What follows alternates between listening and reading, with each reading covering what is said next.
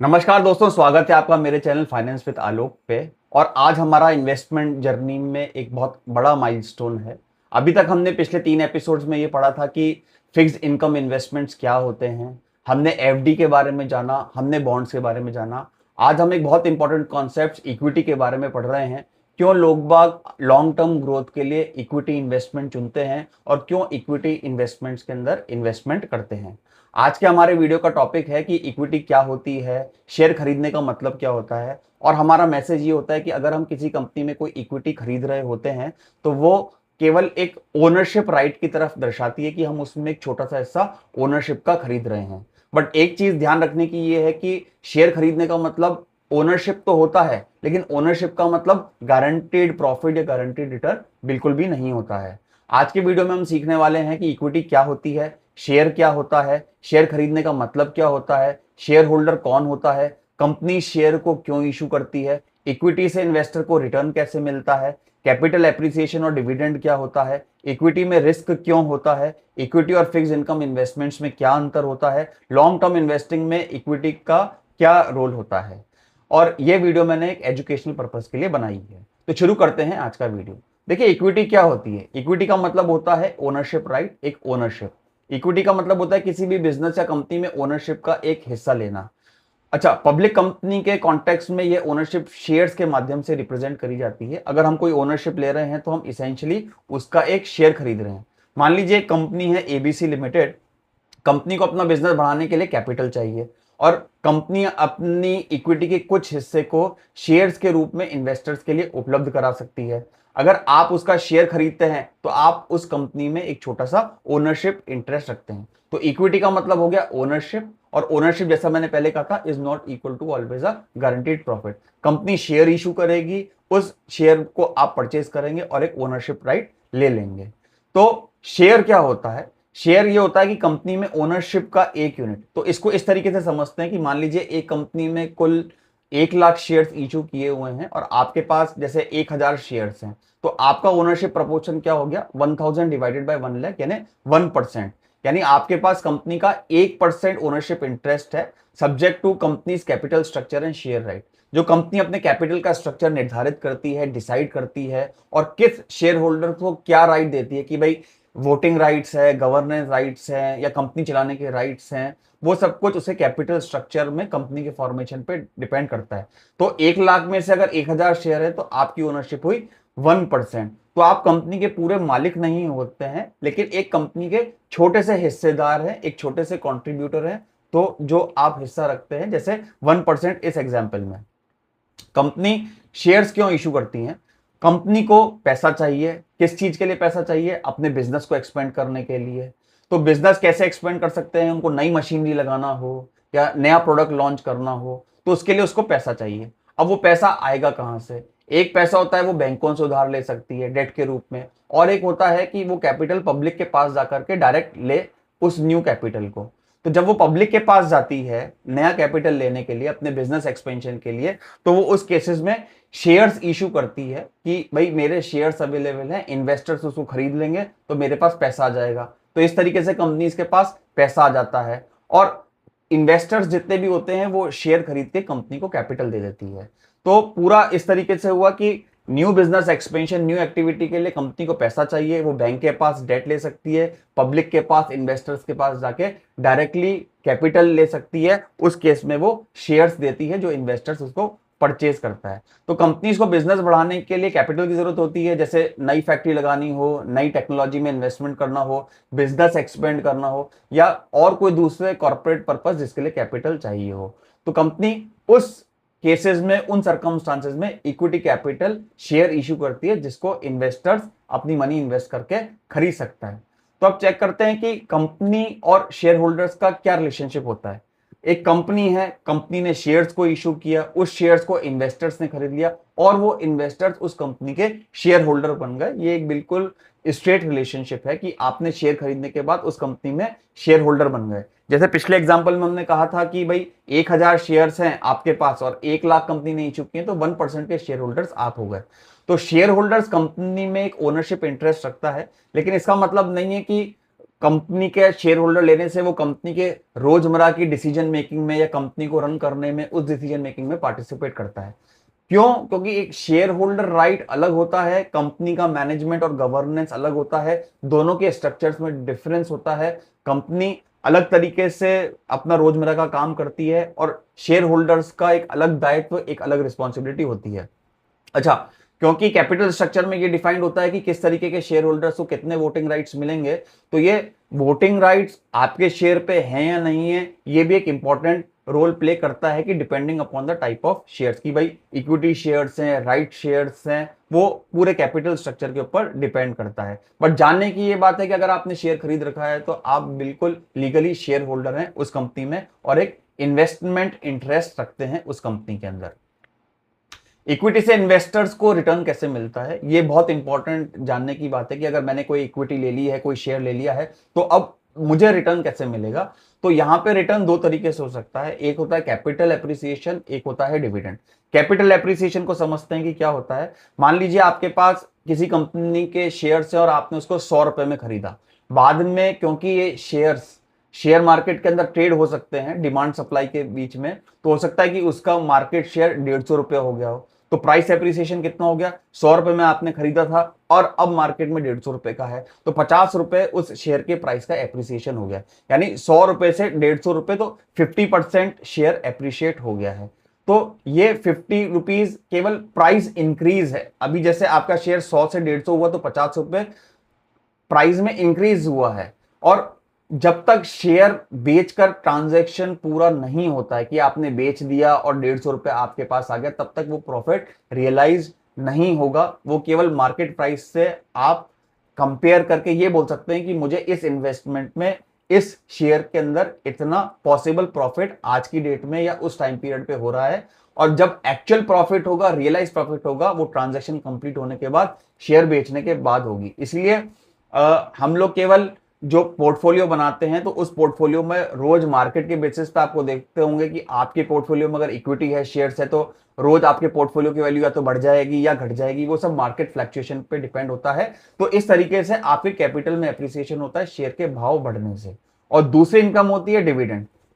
तो कंपनी क्या होती है, जैसे कंपनी ने आपसे पैसा ले लिया, आप इन्वेस्टर हो गए, कंपनी ने उस कैपिटल को यूज करके अपना बिजनेस किया, प्रोडक्ट ग्रोथ किया, सेल्स किया, प्रॉफिट्स को बढ़ाया। प्रॉफिट्स बढ़ाने के बाद कंपनी के पास जो प्रॉफिट आई, तो हो सकता है कि उसमें से कुछ हिस्सा प्रॉफिट का वो यूजर्स में, उनके जो शेयर का प्रपोर्शन है उसमें बांट दे, या बिल्कुल भी ना बांटे और पूरा जितना भी प्रॉफिट हुआ है उसे रिटेन अर्निंग्स करके वापस से कंपनी में इन्वेस्टमेंट कर दे, कंपनी के एक्सपेंशन में।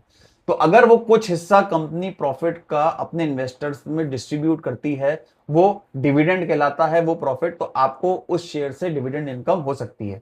शेयर मार्केट में ऐसे बहुत सारे शेयर्स हैं जो डिविडेंड जनरेटिंग शेयर्स होते हैं। तो इन्वेस्टमेंट करने से पहले ये भी देख लेना चाहिए कि अगर आपको डिविडेंड की आशा है, अगर आपको डिविडेंड की उम्मीद है किसी शेयर से, तो आप अपना एनालिसिस और रिसर्च करके देखें कि कौन से शेयर्स ऐसे हैं मार्केट में जो डिविडेंड प्रोवाइड करते हैं, पास्ट 5 ईयर्स का या पास्ट 3 ईयर्स का उनकी डिविडेंड यील्ड कितनी है। अच्छा, सब शेयर्स ऐसा नहीं करते हैं, सब कंपनीज ऐसा नहीं करती हैं, बहुत सारी companies retain earning future expansion growth के लिए भी करती हैं। तो अपना एनालिसिस जरूर कर लें कि मेरे को अगर डिविडेंड ग्रोथ मेरा है तो पीएसयू स्टॉक्स एक डिविडेंड अच्छा देते हैं, डिविडेंड यील्ड कितनी है उसको कंपेयर जरूर कर लें। तो सब्जेक्ट टू एप्लीकेबल लॉज और कंपनी पॉलिसी के हिसाब से ही ये डिविडेंड डिस्ट्रीब्यूट होता है, अदरवाइज बिजनेस में री इन्वेस्टमेंट हो जाता है। तो इसीलिए कंपनी टू कंपनी, कंपनी के स्ट्रक्चर, कंपनीज के लॉस पे डिपेंड करता है कि वो डिविडेंड देती है या नहीं देती है। इक्विटी में रिस्क क्यों होता है, ये बहुत समझने की बात है कि मैं जैसे हर एपिसोड में कहता आ रहा हूं कि इक्विटी, अगर जो रिस्क ज्यादा टेकर्स हैं, जो रिस्क लेना चाहते हैं, वो अगर इन्वेस्टमेंट करते हैं तो वो क्यों रिस्की होता है, इसको समझना बहुत जरूरी है। क्यों? क्योंकि equity is not equal to a guaranteed return. जैसे फिक्स इन्वेस्टमेंट में एक एफडी के अंदर या डेट्स में, बॉन्ड्स में हमें फिक्स इनकम मिल सकती है, वहां पे एक कूपन रेट या फिक्स रेट होता है, तो कैपिटल प्रिजर्व रहती है, लेकिन इक्विटी में इसका रिस्क बना रहता है, इसलिए इक्विटी में गारंटीड रिटर्न नहीं होते हैं। तो क्योंकि आपने जैसे शेयर खरीद लिया है किसी कंपनी का, लास्ट एग्जांपल में हमने 100 रुपए का है और वो मार्केट में ट्रेड हो रहा है एनएसई या बीएसई के ऊपर, तो शेयर का प्राइस ऊपर भी हो सकता है, शेयर का प्राइस नीचे भी जा सकता है। क्योंकि ये सब कुछ डिपेंड करता है स्पेकुलेशन पे कि भाई कंपनी का बिजनेस किस डायरेक्शन में जा रहा है, कंपनी के प्रॉफिट्स बढ़ रहे हैं या घट रहे हैं, मार्केट में क्या एक्सपेक्टेशंस हैं, क्या कंपनी कोई दूसरे बिजनेस के अंदर इन्वेस्टमेंट करके एक्सपेंशन कर रही है। तो ये तमाम ऐसे फैक्टर्स होते हैं जो मार्केट के सेंटिमेंट्स को फ्लक्चुएट करते हैं, इससे मार्केट की एक्सपेक्टेशंस बदल जाती हैं। तो क्या होता है कि जो परसीव्ड इंटरेस्ट होता है एक इन्वेस्टर का, वो टाइम टू टाइम बदल सकता है और बदल जाता है। तो कई बार हो सकता है कि at one point of time आपको एक कंपनी अग्रेसिव लग रही हो, उसमें इन्वेस्टमेंट और रिटर्न आपको अच्छा लग रहा हो, तो हो सकता है कि कुछ दिन के बाद आपको उसमें अच्छा नहीं लग रहा हो। तो ये सब कुछ चीजें कंपनी का जो वैल्यूएशन होता है, कंपनी का जो बिजनेस होता है, उस पर डिपेंड करता है। मार्केट के जो perceived return gain importance value, उस पर डिपेंड करता है। तो होता क्या है कि इस वजह से शेयर के जो प्राइस हैं, डिमांड सप्लाई में गैप आ जाएगा। अगर आपको ऐसा लग रहा है कि कोई बहुत शेयर में इन्वेस्टमेंट काफी अट्रैक्टिव लग रहा है, उसकी डिमांड बढ़ जाएगी, तो प्राइस इंक्रीज हो जाएगा। और कई बार अगर आप ये सोचते हैं कि कंपनी का वैल्यूएशन रिड्यूस हो रहा है, उसमें लोगों का इंटरेस्ट कम हो रहा है, तो लोग बाग प्रॉफिट बुक करेंगे और अपने शेयर्स को सेल करेंगे, तो उससे प्राइस पे भी इफेक्ट आ सकता है। तो इस वजह से, क्योंकि फ्लक्चुएटिंग होता है शेयर का प्राइस रियल मार्केट के अंदर, इसलिए इसमें गारंटीड प्रॉफिट नहीं कह सकते हैं। एक एग्जांपल लेते हैं कि जैसे कंपनी की सेल्स कम हो जाए या प्रॉफिट कम हो जाए, कंपटीशन बढ़ जाए, इकोनॉमी में बदलाव आ जाए, पॉलिसीज चेंज हो जाए, एफआईआई या डीआईएस का एक रुख अलग हो जाए, इंटरेस्ट रेट बदल जाए, या आपने जिस कंपनी को सेलेक्ट किया है उस सेक्टर में चेंजेस आ जाए, इन्वेस्टर सेंटीमेंट बदल जाए, तो ये एक तमाम कारण होते हैं जो एक इक्विटी इन्वेस्टमेंट पे शेयर के ऊपर हमेशा काम कर रहे होते हैं। तो इन सभी फैक्टर्स का शेयर के प्राइस पे फर्क पड़ता है। वो ऊपर जा सकता है या नीचे जा सकता है। नीचे जाता है तो इक्विटी के अंदर लॉस होता है। इसीलिए ये बोला जाता है, ये मानते हैं कि अगर इक्विटी में इन्वेस्टमेंट करते हैं तो उसको शॉर्ट टर्म इन्वेस्टमेंट कंसीडर नहीं करना है, बिकॉज ये जितने भी फैक्टर्स बताए हैं ये काफी लॉन्ग टर्म होते हैं, शॉर्ट टर्म नहीं होते हैं। तो लॉन्ग टर्म में हमारे को देखना होता है। लेकिन हाँ, रियली में अगर अच्छे इक्विटी स्टॉक्स आपने इन्वेस्टमेंट्स के लिए रखे हैं तो लॉन्ग टर्म के अंदर उसके अंदर रिटर्न दूसरे कन्वेंशनल प्रोडक्ट से बेहतर होता ही होता है। आप अपनी एनालिसिस करके देख सकते हैं। इक्विटी और फिक्स्ड इनकम इन्वेस्टमेंट्स के अंदर क्या डिफरेंस होता है? इक्विटी एक ओनरशिप इंटरेस्ट को बताता है कि आपने शेयर ले लिया है, आपने उस कंपनी में 1%, 2% या 1000 शेयर, 2000 शेयर में इन्वेस्टमेंट करके एक आप उसके शेयर होल्डर हैं। और फिक्स्ड इनकम के अंदर एक लेंडिंग और डेट रिलेशनशिप, आपने उधार लिया हुआ है तो वहां ओनरशिप राइट नहीं है। आपने 50,000 रुपए, 1 लाख रुपए डेट पे लिया है, लोन पे लिया हुआ है, तो वो केवल एक लेंडिंग, कर्जदार और कर्ज चुकाने वाले के बीच में एक लेंडिंग और डेट का रिलेशनशिप रहता है। ओनरशिप का कहीं कोई इशू नहीं आता है। इक्विटी के अंदर रिटर्न की संभावनाएं, पॉसिबिलिटी ज्यादा हो सकती है, बट ये एक अनसर्टेन है। क्यों? क्योंकि जैसा मैंने बोला कि मार्केट के ऊपर डिपेंड करता है और मार्केट अनसर्टेन है। मार्केट की मूवमेंट को, कि वो पॉजिटिव मूव करेगा, नेगेटिव मूव करेगा, कोई भी प्रिडिक्ट नहीं कर सकता है। तो return potentially over a longer period of time ज्यादा हो सकता है, लेकिन अनसर्टेन है। और फिक्स इनकम में तो आपको पता है ये 8% कूपन रेट है या 10% है, या इंटरेस्ट रेट 7% है, 8% है। तो रिटर्न स्ट्रक्चर फेयरली सर्टेन है, प्रिडिक्टेबल है। आपको उतना इंटरेस्ट अपने प्रिंसिपल के साथ end of the maturity date मिल ही जाएगा। तो वहां पे अनसर्टेनिटी की कोई गुंजाइश नहीं। हाँ, बॉन्ड्स एक अलग है कि क्योंकि बॉन्ड्स मार्केट में ट्रेड हो सकता है, तो वहां पे इस चीज को समझना डिफरेंट तरीके से होगा। अच्छा, इक्विटी के अंदर मार्केट प्राइस, जैसा मैंने बोला, can fluctuate significantly. Buying and selling होती है शेयर्स की, इन्वेस्टर्स का इंटरेस्ट चेंज हो सकता है। लेकिन फिक्स इनकम में प्राइस वोलेटिलिटी उस इंस्ट्रूमेंट पे डिपेंड करती है कि आपने 7% पे लिया है, 8% पे लिया है, जो भी लोन लिया हुआ है, बट ये चीजें फेयरली स्टेबल रहती हैं। इक्विटी के अंदर डिविडेंड देना कंपलसरी नहीं है। कंपनी के रूल्स ये डिक्टेट करते हैं कि डिविडेंड पे करना चाहिए या नहीं करना चाहिए। तो आप ऐसा नहीं कह सकते कि ये शेयर मुझे डिविडेंड देगा ही नहीं देगा। ये डिपेंड करेगा उस कंपनी के स्ट्रक्चर के ऊपर। और फिक्स इनकम में भी ऐसा ही होता है। आप इंटरेस्ट चाहें तो कैश फ्लो में मंथली ले सकते हैं, बाय मंथली ले सकते हैं, क्वार्टरली ले सकते हैं, एनुअल ले सकते हैं। तो उसमें आपको कैश फ्लो की सुविधा रहती है कि आप अपने किस तरीके से कैश फ्लो को प्लान करते हैं। अगर आप ये बोलते हैं कि मैंने क्या कहते हैं कि फिक्स इनकम जैसे इंस्ट्रूमेंट्स के अंदर मुझे क्वार्टरली चाहिए, तो मैं क्वार्टरली कर सकता हूं। इस तरीके से हम लोग वर्कआउट करते हैं इंटरेस्ट के अंदर। यहां पे इक्विटी के अंदर अगर मार्केट बिल्कुल गिर जाता है तो कैपिटल लॉस होने की संभावना बिल्कुल 100% है। ऐसा भी होता है कि आपका पूरा कैपिटल साफ हो जाए, आपको 80-90% लॉस हो जाए, ये भी चांसेस हैं इक्विटी के अंदर। और फिक्स इनकम के अंदर वो इंस्ट्रूमेंट पे डिपेंड करता है, बट फेयरली स्टेबल होते हैं। Fix income assets generally less risky होते हैं, बट रिस्क तो फिर भी उनमें रहता ही रहता है। हाँ, इक्विटी के अंदर क्योंकि अगर लॉन्ग टर्म होराइजन है तो long term growth potential possible है। इसमें आप रिसर्च करके चेक कर सकते हैं कि बहुत सारे शेयर्स ने, बहुत सारे स्टॉक्स ने over a period of time वो मल्टी बैगर रहे हैं, काफी अच्छा रिटर्न दिया हुआ है। फिक्स इनकम में हमने पढ़ा था कि stability is the main important factor जिसकी वजह से हम लोग फिक्स इनकम के अंदर रुक करते हैं। तो यहाँ पे स्टेबिलिटी, लेस रिस्की ज्यादा अहम रोल प्ले करता है। तो ये डिफरेंस होता है इक्विटी के बीच में और फिक्स इनकम इन्वेस्टमेंट के बीच में। सबसे इंपॉर्टेंट बात, इक्विटी और फिक्स इनकम का वेल्थ क्रिएशन में जो गोल होता है वो एक जैसा नहीं होता है।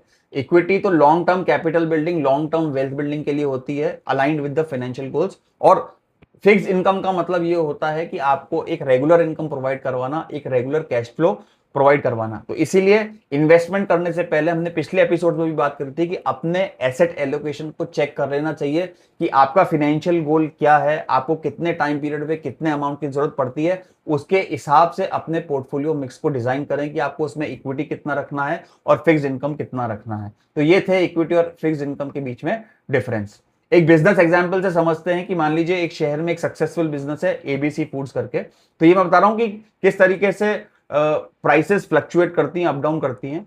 आज जब उसने स्टार्ट किया होगा बिजनेस ने, डेफिनेटली हर आदमी एक छोटे से ही स्टार्ट करता है, तो हो सकता है कि छोटा बिजनेस उसने स्टार्ट किया है, कंपनी के पास अच्छा प्रोडक्ट था, कस्टमर्स बढ़ रहे हैं, सेल्स भी बढ़ रही है और मैनेजमेंट बिजनेस एक्सपेंड करना चाहती है। और अब क्योंकि एक्सपेंड करना चाहती है, कंपनी को कैपिटल चाहिए, पैसा चाहिए, तो कंपनी शेयर्स लेकर के आएगी, इन्वेस्टर्स उस शेयर्स को खरीदेंगे, इन्वेस्टमेंट करेंगे और उस इन्वेस्टमेंट के बाद कंपनी उस पैसे को बिजनेस के अंदर इन्वेस्ट करेगी और बिजनेस अगर अच्छा ग्रो करता है तो कंपनी की वैल्यू बढ़ जाएगी। मार्केट एक्सपेक्टेशंस के अनुसार शेयर प्राइस में भी ग्रोथ हो सकती है, लेकिन अगर बिजनेस की परफॉर्मेंस खराब हो जाएगी तो शेयर प्राइस गिर भी सकता है।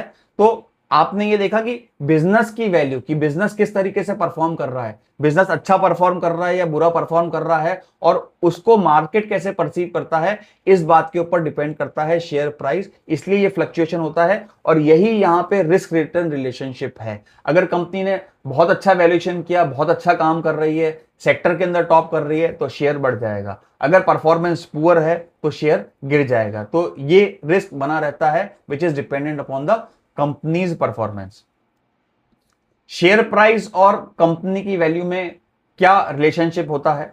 शेयर प्राइस तो क्या है कि केवल एक नंबर है कि भाई 400 रुपए का शेयर है या 500 रुपए का शेयर है या 1000 रुपए का शेयर है, लेकिन उसके पीछे जैसे मैंने बात करी कि कंपनी की बिजनेस की वैल्यू वर्क कर रही होती है और बिजनेस की वैल्यू से ही शेयर पे प्रभाव पड़ता है। तो कंपनी की वैल्यू किस तरीके से इंप्रूव हो सकती है या कंपनी की परफॉर्मेंस हम किन चीजों के अंदर मेजर करते हैं, वो होता है रेवेन्यू होता है, कंपनी का प्रॉफिट होता है, कैश फ्लो होता है, असेट्स कंपनी के पास कितने हैं, कंपनी के पास डेट लोन कितना है, जो देनदारियां हैं, फ्यूचर ग्रोथ एक्सपेक्टेशंस कंपनी की क्या है, उसने किस तरीके के प्रोजेक्ट्स किए हुए हैं, किस तरीके का वो फ्यूचर प्रोडक्ट लाइन डेवलप करना चाहता है, वो किस इंडस्ट्री में है, क्या इंडस्ट्री बूमिंग है, जैसे आज एआई एक बूमिंग इंडस्ट्री है, ग्रीन एनर्जी एक बूमिंग इंडस्ट्री है, प्लस शिप बिल्डिंग भी अभी एक बूमिंग इंडस्ट्री बनने जा रही है, पावर सेक्टर एक बूमिंग है। तो वो इंडस्ट्री पे भी डिपेंड करता है कि वो बूमिंग इकोनॉमी में है या नहीं है, उस इंडस्ट्री में कंपटीशन कितना है, बहुत ज्यादा कंपटीशन है या आप अकेले ही मेजर प्लेयर हैं या अकेले ही दो मेजर प्लेयर हैं मार्केट में, तो कंपटीशन का भी फर्क पड़ेगा।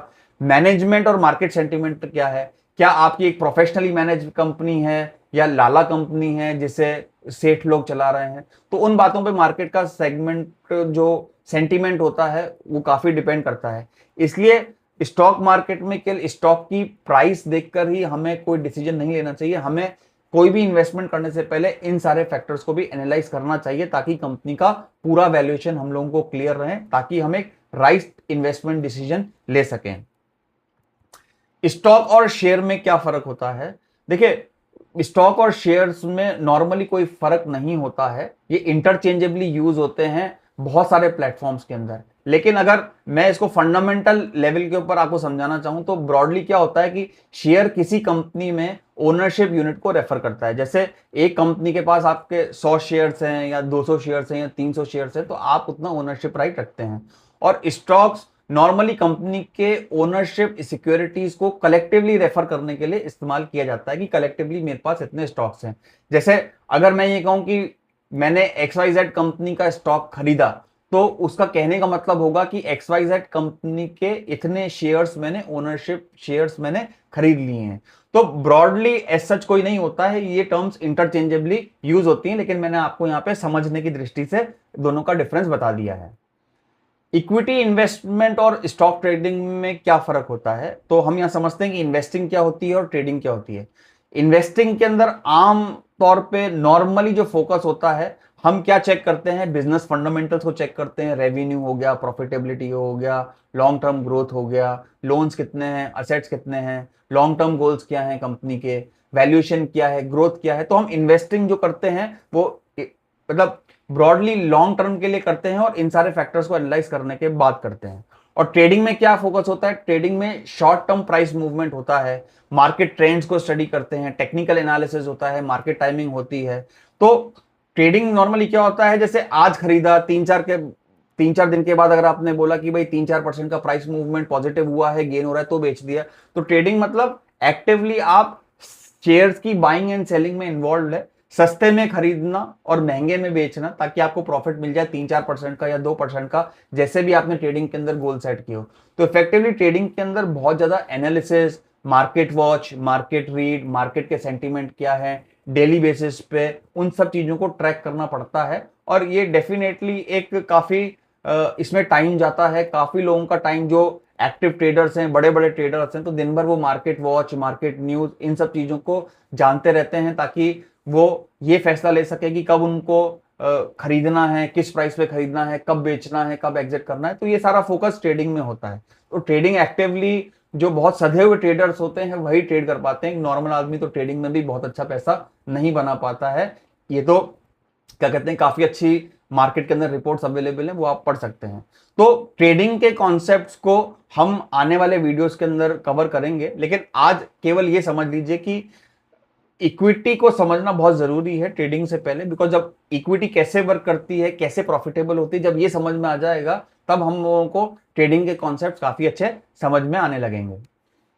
इक्विटी में कंपाउंडिंग किस तरीके से होती है, तो एपिसोड 10 के अंदर मैंने पावर ऑफ कंपाउंडिंग बताया था। बिजनेस ग्रो करेगा, बिजनेस ग्रो करेगा तो उसकी अर्निंग्स में ग्रोथ होगा, जब उसकी अर्निंग्स में ग्रोथ होगा, रेवेन्यू और प्रॉफिटेबिलिटी में ग्रोथ होगा, तो उसका जो वैल्यू क्रिएशन होगा बिजनेस में, वो कंपनी ज्यादा वैल्यूड मानी जाएगी, मार्केट सेंटीमेंट पॉजिटिव होगा। और जब वो कंपनी मार्केट में वैल्यूड होगी और खुद की उसकी इंट्रिंसिक वैल्यू बढ़ रही है, तो उसका शेयर प्राइस भी इंक्रीज होगा, तो आपका शेयर के प्राइस में एप्रिसिएशन भी होगा, वो आपका गेन होगा। और अगर कंपनी डिविडेंड देती होगी अपने प्रॉफिट्स में, तो आपको अच्छा डिविडेंड भी मिल सकता है। इस तरीके से लॉन्ग टर्म वेल्थ क्रिएशन होती है कंपाउंडिंग की वजह से। आज पैसा डाला, कंपनी ने वैल्यू बढ़ी कंपनी की, और कंपनी के शेयर प्राइस में आगे बढ़ोतरी हुई। इस तरीके से over a period of time compounding बढ़ती है। लेकिन यहां पे ध्यान रखने वाली बात यह है कि गारंटीड इनकम कुछ भी नहीं है। बिकॉज शेयर मार्केट का फ्लक्चुएशन, शेयर मार्केट का डायरेक्शन कि वो अप जाएगा नीचे जाएगा, कोई भी डिसाइड नहीं कर सकता है, कोई भी प्रिडिक्ट नहीं कर सकता है बिल्कुल गारंटीड मैनर में। इसीलिए लॉन्ग टर्म इन्वेस्टमेंट की ग्रोथ के लिए अर्निंग्स पर ध्यान नहीं दिया जाता है। केवल ये ध्यान दिया जाता है कि हमने एक राइट स्टॉक पिक किया, राइट कंपनी पिक किया, वो सही वैल्यूएशन है, उसकी वैल्यू सही चल रही है या नहीं चल रही है, इन तमाम बातों को ध्यान में रखना पड़ता है। इक्विटी में इन्वेस्टमेंट करने से पहले हम लोगों को किन किन बातों को समझना चाहिए और किन किन बातों को ध्यान रखना चाहिए, तो कुछ यहाँ पे 7 इंपॉर्टेंट क्वेश्चंस हैं जो हमारे को समझने चाहिए। कि हमें खुद का एनालिसिस करना चाहिए कंपनी के बारे में, कि भाई कंपनी क्या करती है, कंपनी पैसे कैसे कमाती है, उसका सोर्स ऑफ इनकम क्या है, उसकी बिजनेस एक्टिविटीज क्या है, रेवेन्यू और प्रॉफिट का ट्रेंड क्या है, इंक्रीज हो रहा है ईयर ऑन ईयर या क्वार्टर ऑन क्वार्टर या हाफ ईयरली बेसिस पे वो इंक्रीज हो रहा है या डिक्रीज हो रहा है, कंपनी के ऊपर उधार या कर्जा कितना है, क्योंकि वो कर्जा उसको लोन रिपेमेंट करेगी तो जो इंटरेस्ट है वो भी पे करेगी, बिजनेस पे कितना ग्रोथ पोटेंशियल है, क्या कंपनी सैचुरेट हो गई है, क्या कंपनी नए प्रोडक्ट लॉन्च कर पा रही है या नहीं कर पा रही है, क्या उनमें वेरिएशन ला पा रही है नहीं पा रही है, ताकि हमेशा कंपनी के प्रोडक्ट्स को लेकर के लोगों में एक खास अट्रैक्टिवनेस बनी रहे। बिकॉज जब तक आप वैल्यूएबल प्रोडक्ट्स, इनोवेटिव प्रोडक्ट्स नहीं बनाओगे तो सेल नहीं होगी, सेल नहीं होगी तो रेवेन्यू नहीं आएगा, रेवेन्यू नहीं आएगा तो प्रॉफिट भी नहीं होगा। तो वो ग्रोथ पोटेंशियल बताता है कंपनी का। वैल्यूएशन रीजनेबल है या नहीं है, कहीं ऐसा तो नहीं है कि 100 जैसे 1000 रुपए का शेयर है और कंपनी में उतनी वैल्यू नहीं है, कहीं शेयर महंगा तो नहीं है उसका वैल्यूएशन। और अपने इन्वेस्टमेंट गोल और रिस्क एपिटाइट के हिसाब से आप सही स्टॉक को पिक कर पा रहे हैं या नहीं कर पा रहे हैं इक्विटी इन्वेस्टमेंट में। ये तमाम 7 वो क्वेश्चंस हैं जो हमारे को एनालाइज करने चाहिए before going into the equity investment. और आने वाले एपिसोड में जब हम ट्रेडिंग की बात करेंगे और इक्विटी को इन डेप्थ में करेंगे, तभी और आप लोगों को क्लियर होता जाएगा कि किस तरीके से इक्विटी इन्वेस्टमेंट्स को प्योर समझना चाहिए बिफोर मेकिंग एनी इन्वेस्टमेंट्स। लोग बाग क्या मिस्टेक्स करते हैं जो शुरू में जब इक्विटी के अंदर स्टार्ट करते हैं, तो किस तरीके की मिस्टेक करते हैं? केवल शेयर का प्राइस देख करके उन्होंने खरीद लिया, ये चेक नहीं किया कि कंपनी का परफॉर्मेंस कैसा है, रेवेन्यू कैसा है, बिकॉज उनको किसी ने कह दिया कि ये शेयर अच्छा है, कहीं से कोई उन्होंने टिप ले ली और उसमें इन्वेस्टमेंट कर दिया शेयर के प्राइस को देख करके। ये समझना कि 50 रुपए का शेयर सस्ता है और 5,000 रुपए का शेयर महंगा है, ये सस्ता महंगा प्राइस देख करके नहीं होती हैं। बहुत सारे प्रॉफिटेबिलिटी रेशियोज होते हैं, ऑपरेटिंग रेशियोज होते हैं कंपनी के बारे में, जो हम टेक्निकल एनालिसिस में कवर करेंगे कि उनको समझकर ही हम बता सकते हैं कि शेयर का प्राइस महंगा है या सस्ता है। ऐसा हो सकता है कि 50 रुपए का जो शेयर आपको सस्ता दिख रहा हो ऑन फेस वैल्यू, वो महंगा निकले, और ये भी हो सकता है कि टेक्निकल एनालिसिस के बाद जो 5,000 का शेयर दिख रहा हो आपको, हो सकता है कि वो आपको सस्ते वैल्यूएशन के ऊपर मिल रहा हो। केवल पास्ट रिटर्न को नहीं देखना है, एटलीस्ट 3 साल का रिटर्न या 5 साल का return, market performance, revenue growth, potential, profitability, इन सब चीजों का ध्यान रखना है। सोशल मीडिया की टिप्स को फॉलो ना करें ब्लाइंडली, अपनी खुद की रिसर्च करें। बार बार मैं ये कह रहा हूं अपने कोर्स के अंदर कि अपना रिसर्च करना बहुत जरूरी है। फ्री टिप्स बहुत अवेलेबल है मार्केट में, और लोग बाग उन फ्री टिप्स के चक्कर के अंदर घाटा करके ही उठते हैं। तो इस तरीके की टेलीग्राम हुआ, व्हाट्सएप हुआ, सोशल मीडिया हुआ, देखिए 100 रुपए लगाएंगे और कुछ टाइम का 200 रुपए मिल जाएंगे, ऐसा कोई मैजिक फॉर्मूला नहीं होता है। कंपनी की परफॉर्मेंस से ही शेयर प्राइस बढ़ता है। तो इन चीजों का ख्याल रखें कि सोशल मीडिया की टिप्स के ऊपर ब्लाइंडली फेथ नहीं करना है। कंपनी के बिजनेस को समझना चाहिए, बिना बिजनेस समझे आप लॉन्ग टर्म रिटर्न नहीं बना पाएंगे। और हमेशा एक रिस्क को लेकर के चलिए कि भाई अगर मार्केट में कंडीशंस चेंज होती हैं तो आपके इन्वेस्टमेंट पे उस पर क्या फर्क पड़ेगा, प्रतिकूल फर्क पड़ेगा या अनुकूल फर्क पड़ेगा, मेरा कैपिटल का लॉस भी हो सकता है, या अगर मैंने गोल 14% 15% रिटर्न का लिया है तो हो सकता है कि उतना रिटर्न नहीं मिले आपको। तो शेयर का प्राइस जो होता है, अगर स्टैंड अलोन बेसिस पे आप देखेंगे, केवल वो ये डिक्टेट नहीं करता है कि वो शेयर महंगा है या सस्ता है। इसके लिए कंपनी की अर्निंग्स, कंपनी का valuation, business fundamentals, technical analysis, ये समझना बहुत जरूरी होता है। इक्विटी पोर्टफोलियो में कहां पे रोल प्ले करती है और ये कैसे वर्क करती है, हमने एपिसोड 23 में एसेट एलोकेशन की बात करी थी। तो एसेट एलोकेशन में हमने ये बोला था कि जैसे इक्विटी जो होती है वो आपको एक लॉन्ग टर्म ग्रोथ पोटेंशियल देती है एसेट एलोकेशन में, और लॉन्ग टर्म ग्रोथ पोटेंशियल का मतलब है कि वो शॉर्ट टर्म के लिए इन्वेस्टमेंट नहीं किया जाता है, उसके लिए दूसरे प्रोडक्ट हैं, फिक्स इनकम प्रोडक्ट्स हैं, प्लस म्यूचुअल फंड्स हैं, वो भी देख सकते हैं। तो आपको आपके फाइनेंशियल गोल के हिसाब से एक ऐसा एसेट एलोकेशन क्रिएट करना है जो आपकी फाइनेंशियल गोल्स और आपकी रिस्क प्रोफाइल से मैच करता हो। तो हमने एसेट एलोकेशन जब सीखा था तब आपको ये बताया था कि उस किन किन फैक्टर्स को देख करके आपको एसेट एलोकेशन का अपना डिसीजन लेना चाहिए। जैसे आपकी एज कितनी है, आपके फाइनेंशियल गोल्स क्या हैं, टाइम होराइजन आपके पास कितना है जो एज से जुड़ा हुआ है, रिस्क एपिटाइट कितना है आपका, और आपकी फाइनेंशियल सिचुएशन किस तरीके की, कि आपकी रेगुलर इनकम है या आपकी रेगुलर इनकम नहीं है, उन बातों पे भी डिपेंड करता है। तो ये 4-5 फैक्टर्स मैंने प्रीवियस वीडियोस में काफी इन डेप्थ के अंदर कवर किए हैं। तो यहाँ पे केवल एक रिवीजन दे रहा हूं कि इक्विटी इन्वेस्टमेंट और एसेट एलोकेशन में किन किन बातों का ध्यान रखना चाहिए। एक कंपैरिजन करते हैं। 1 लाख रुपए का इन्वेस्टमेंट करना है आपको, एफडी अगर होता है तो वो स्टेबली और लोअर मॉडरेट रिटर्न्स आपको देती है, 7%, 8%, 9%। और इक्विटी में क्योंकि ग्रोथ पोटेंशियल होता है और हायर अनस्टेबिलिटी भी होती है, तो वो ये डिपेंड करता है कि आपने किस तरीके की इक्विटी, किस तरीके के स्टॉक्स को चुना है। तो आप फिक्स इनकम में भी इन्वेस्ट कर सकते हैं या इक्विटी में भी इन्वेस्ट करते हैं, depending upon your risk profile and depending upon your goals and horizon. तो ये कॉन्सेप्चुअल यहाँ पे कंपैरिजन है। तो आपको किस तरीके से अपना एक पोर्टफोलियो बनाना चाहिए या आपने बना रखा है, तो आप मुझे कमेंट करके जरूर बताइएगा। इक्विटी में रिस्क होता है बट रिटर्न भी अच्छा होता है बहुत सारे स्टॉक्स में, अगर प्रॉपर्ली रिसर्च करके, एनालिसिस करके इन्वेस्टमेंट किया जाए। तो हर स्टॉक्स में, हर इक्विटी इन्वेस्टमेंट का रिस्क प्रोफाइल अलग है, उसकी कैरेक्टरिस्टिक्स अलग है, तो उनको समझना बहुत जरूरी है before taking any steps of investment.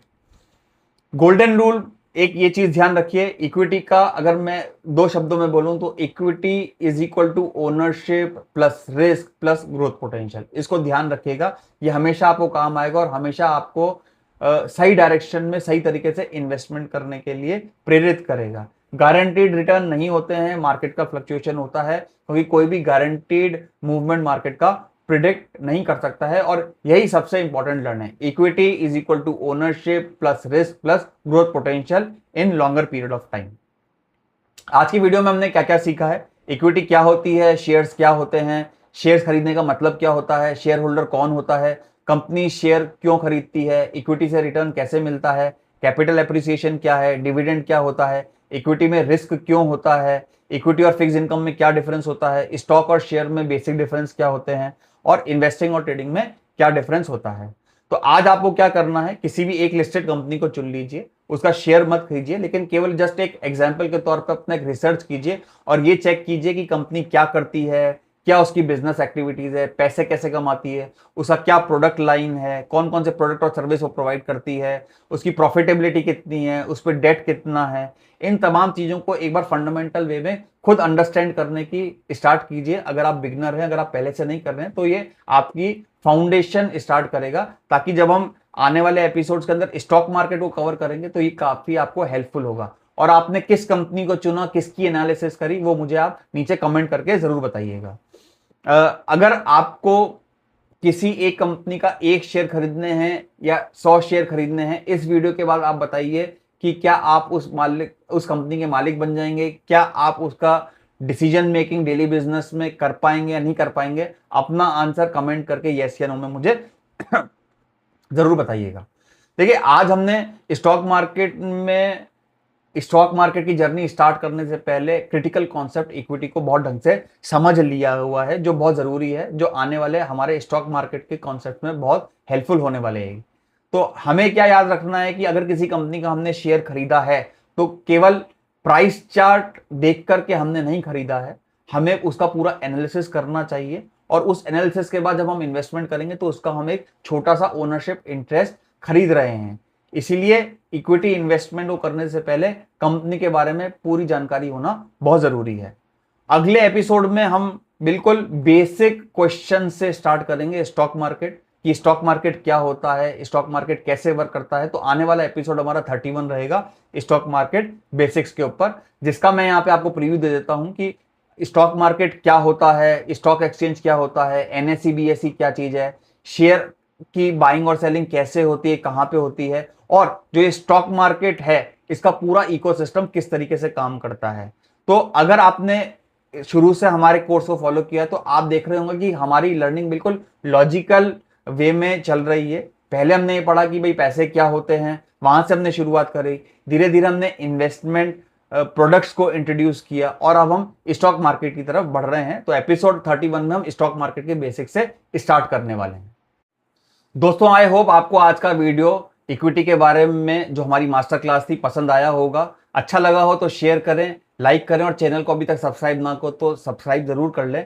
और हमेशा ध्यान रखिए कि इक्विटी लॉन्ग टर्म के लिए होती है। लॉन्ग टर्म इन्वेस्टमेंट के लिए इक्विटी प्रोडक्ट्स काफी अच्छा रिटर्न देते हैं। तो कोई भी इक्विटी को सेलेक्ट करने से पहले अपना खुद का रिसर्च जरूर करें, ताकि आपको समझ में आए कि आप जिसमें इन्वेस्ट कर रहे हैं उसमें पास्ट रिटर्न किस तरीके से है, क्या वो कंपनी डिविडेंड देती है या नहीं देती है। तो इन्वेस्टमेंट करने से पहले ये बहुत जरूरी है। क्यों? क्योंकि मैं नहीं चाहता या कोई भी नहीं चाहता कि उनकी hard earn money wipe out हो जाए इक्विटी मार्केट में, बिकॉज ये एक रिस्कियर गेम है, मार्केट फ्लक्चुएशन के ऊपर डिपेंड करता है। तो नेक्स्ट वीडियो में मिलते हैं आपसे स्टॉक मार्केट के बेसिक्स को लेकर के। तब तक के लिए धन्यवाद।